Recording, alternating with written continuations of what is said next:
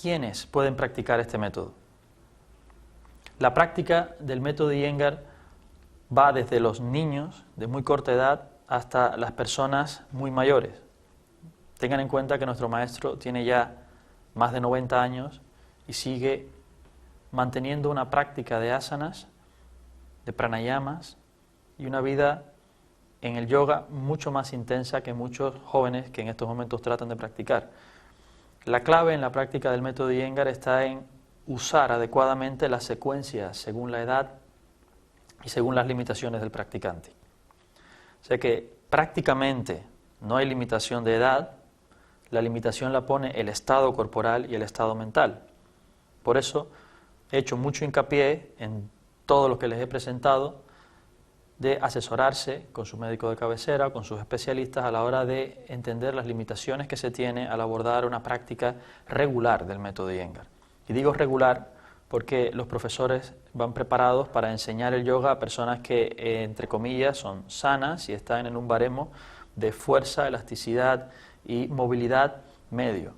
Si hay limitaciones congénitas o dadas por enfermedades patológicas o degenerativas, o porque la edad ha reducido en gran medida la movilidad, o porque al ser tan niños todavía no son capaces de mantener la mente concentrada, pues eso hay que irlo aplicando como traje a medida a cada uno.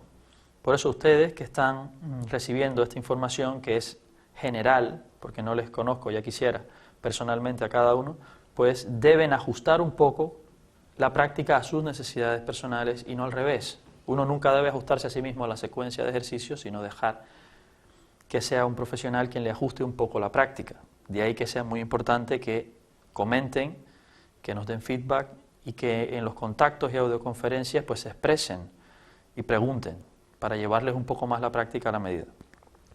Más allá de pensar en edad, que la edad es muy general, pensemos primero en sexos. Las mujeres en la práctica durante la menstruación deben hacer secuencias totalmente distintas que cuando no están menstruando. La práctica de las mujeres en la menstruación deben evitar la presión en el útero y las posiciones de inversión. Luego las torsiones cerradas no deberían practicarse, por ejemplo. Hay que saber eso. No es dejar de practicar, sino aplicar.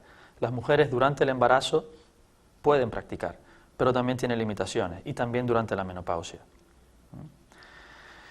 Las personas con dolencias específicas, ¿cómo pueden acercarse al yoga? Bien, previamente, y sigo repitiendo, previamente, con el consejo de su especialista, deben acercarse a secuencias terapéuticas. Hay infinidad de secuencias terapéuticas preparadas para mejorar o sostener una dolencia en el cuerpo sin que aumente, e incluso hacerlas remitir. Eso no significa que se confunda el yoga con una medicina, ni se confunda el yoga como una terapia, por definición. El yoga no es una terapia, aunque podría aplicarse como tal en los casos en los que su especialista diga que es posible.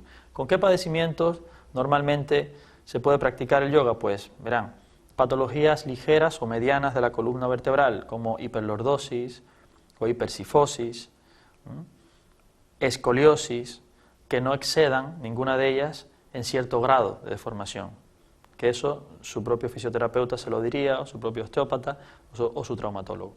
Luego, las articulaciones dañadas como muñecas, codos, hombros, en fin, son muy frecuentes. Las tendinitis de los hombros tienen trabajos específicos que hay que hacer, pero hay que saber cuáles evitar también. Las epicondilitis en los codos, mientras que no sea un caso extremadamente serio, puede practicarse también. Las molestias en los meniscos de las rodillas, cuando no son molestias crónicas y con dolores muy importantes, pueden trabajarse.